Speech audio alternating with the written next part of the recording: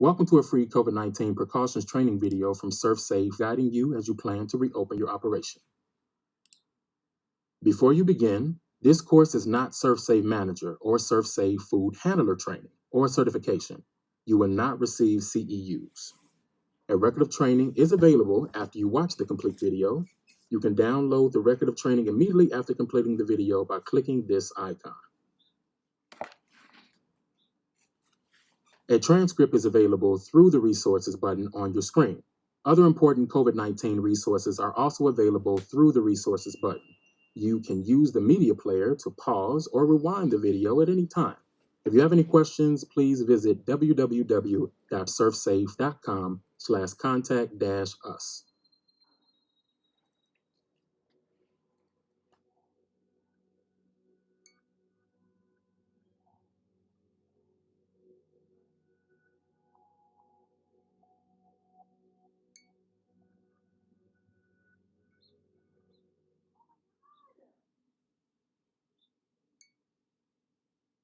The COVID-19 pandemic has changed the way we live and the way we work. And there's no place where that's more true than in the restaurant and food service industry. But now, finally, it's time to talk about reopening. Not every operation would do this in exactly the same way, but there are some basics that we all need to know. To work safely in a restaurant these days, it's essential to know how the SARS-CoV-2 coronavirus that causes COVID-19 works and how to avoid it. COVID-19 is spread from person to person. Anytime an infected person sneezes or coughs or talks or laughs, they create respiratory droplets that can land in the noses and mouths of anyone nearby, or even be inhaled directly into the lungs. That means that if you're in close contact with that person within 6 feet of them, there's a risk that you could become infected. Those droplets can also land on surfaces such as tables, menus, phones, or just about anything, really. If a person touches a contaminated surface and then rubs their mouth, eyes, or nose, it can have the same outcome. It can lead to infection. If a person does become infected, they may show a variety of different symptoms. The most common symptoms include a cough and shortness of breath or difficulty breathing. And people with COVID-19 may exhibit 2 or more of these symptoms: fever, chills, repeated shaking with chills, muscle pain, headache, sore throat, and a new loss of taste or smell. These symptoms can appear anywhere from 2 to 14 days after exposure to the virus, but some infected people may not show symptoms at all. More information is available from the Centers for Disease Control and Prevention at cdc.gov.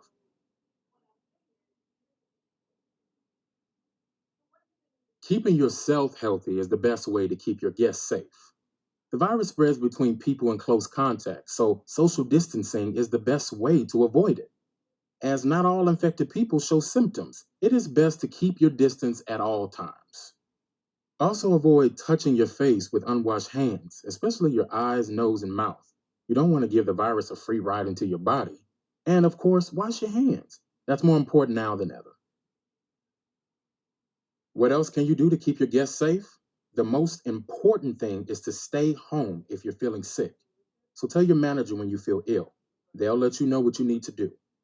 Some operations may look for signs of illness during a pre-work screening, and some may check to see if employees have a high temperature, or they may ask you to check yourself.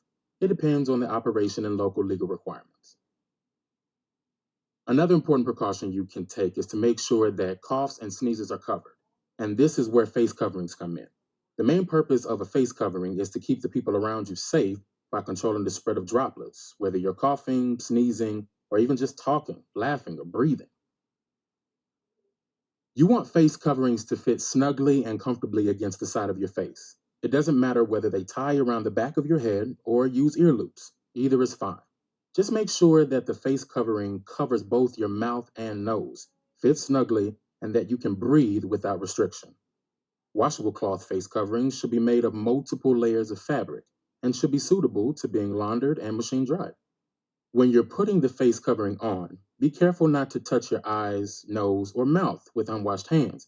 If you're wearing a face covering in an environment such as a hot kitchen, you may be tempted to touch or adjust it. Avoid this as much as possible. If you do touch the face covering, always treat it as if it's contaminated. Wash your hands and change your gloves if you're wearing them.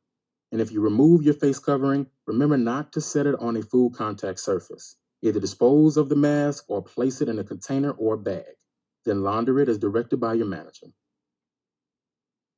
If you don't have a face covering on, you still need to control those droplets, so cough or sneeze into your elbow. Or you can cover your nose and mouth with a tissue, then throw that tissue in the garbage and wash your hands immediately.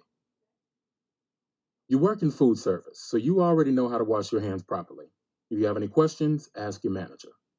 For control of coronavirus, the CDC recommends 20 seconds of scrubbing, which is longer than the standard food safety practice. After washing, you don't want to recontaminate your hands and arms, so you may want to use a paper towel to turn off the faucet and to open the door when leaving the restroom. But what should you do if you believe your hands may have become contaminated and you're not near a sink, such as when you're on delivery? In that case, the FDA recommends using a hand sanitizer that contains at least 60% alcohol. Then wash your hands properly as soon as possible. All right, your hands are sparkling clean. Can you touch ready to eat food with bare hands? Nope. Wear single-use gloves whenever handling ready to eat food. If the gloves become contaminated, throw them away and get a fresh pair. Follow your operations policy on glove use. As an alternative to gloves, food can be handled with spatulas, deli sheets, tongs, or other utensils.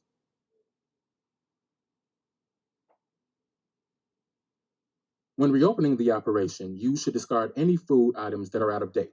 Then the whole place is going to need to be cleaned and disinfected. While dealing with coronavirus, you'll probably hear a lot more about disinfecting. Yep, sanitizing and disinfecting are not exactly the same, and they may use different chemicals. Here's what you need to know. Disinfectant should not be left on food contact surfaces, so you need to rinse it off, then clean and sanitize that food contact surface according to standards. Your manager can tell you how and where to use sanitizers and disinfectants. And what do you need to clean and sanitize when you reopen? Everything. Food contact surfaces, of course, but pretty much everything else too. Basically, if an employee or guest can touch it, then it needs to be cleaned and disinfected. And this isn't just for reopening, but on an ongoing basis as well. Pay special attention to items that are touched frequently, such as light switches, handles and doorknobs, phones, and touch screens. Your manager can tell you more about your operations requirements for cleaning, sanitizing, and disinfecting. After reopening, cleaning and sanitizing procedures are going to be different than they were before COVID-19. In the back of the house, surfaces will need to be cleaned and sanitized more frequently. Same thing for restrooms. They should be checked regularly and cleaned and disinfected based on how frequently they are used. Everybody appreciates this. In the front of the house, you'll find that things are a bit different as well. Between seatings, it's important to clean and disinfect pretty much anything that can be touched. That includes items such as salt shakers, check presenters, digital ordering devices, and touch screens, and tabletops and seats. Oh, and don't forget menus. Clean and disinfect menus between guests, or throw them away if they're paper. If your operation has self-service areas, your manager can tell you what needs to be done there.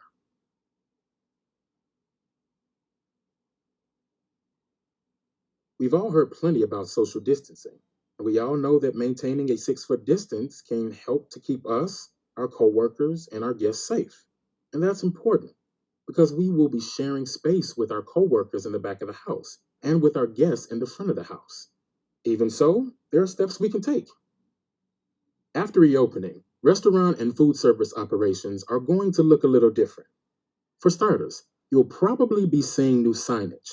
That includes signs at the entrance stating that no one with a fever or symptoms of COVID-19 will be permitted inside the operation, and signs that direct guests to hand sanitizer stations and that offer instructions on how to maintain distance. The layout of the facility may change as well.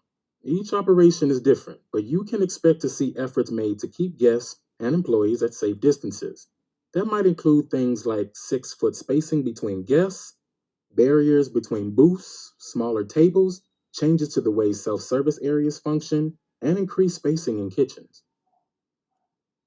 The way that we work is also being adapted to allow social distancing. Technology can help here. Contactless payment systems and mobile ordering apps are a good way to reduce close contact.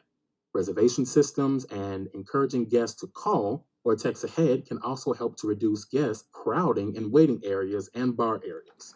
In fact, Some operations may encourage guests to wait outside or in their cars until a table opens up or while a carryout order is prepared.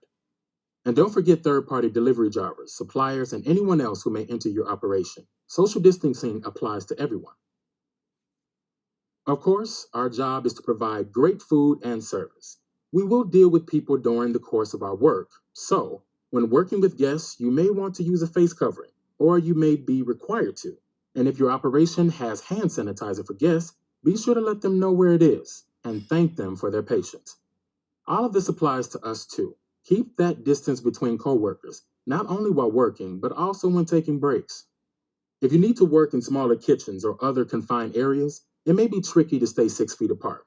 So if that's your situation, consider wearing a face covering to keep your coworkers safe and clean and sanitize frequently. Your operation may have other strategies as well. We can't talk about reopening without looking at pickup and delivery. Both of these have gotten a lot more popular. The same tools used in the rest of the operation apply here. Using face coverings, maintaining social distancing and preventing crowding, and maintaining good hygiene. A great way to reduce contact during pickup and delivery is to use touchless payment systems if offered by your operation. And offering to place pickup orders directly in the trunk of the guest vehicle is another. Now, whether the customer is picking up or receiving a delivery, the food packaging is critical. It's the barrier between the food and potential contamination. That's why it's so important that the packaging stays closed and intact.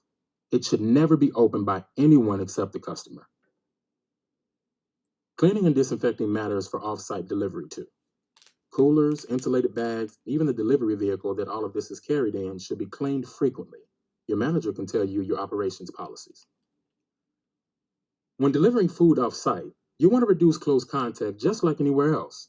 You might encourage your customers to consider no-touch deliveries if offered by your operation. Combining touchless payments, texting, or phoning the customer on arrival, and a no-touch handoff can keep contact to a minimum while still providing great service.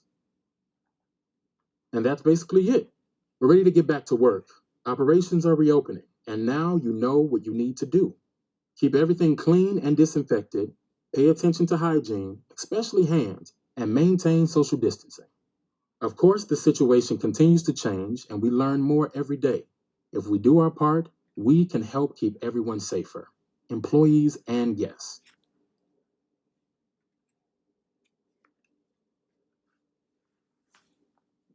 Before you leave, download your record of training by clicking this icon at the bottom of your screen.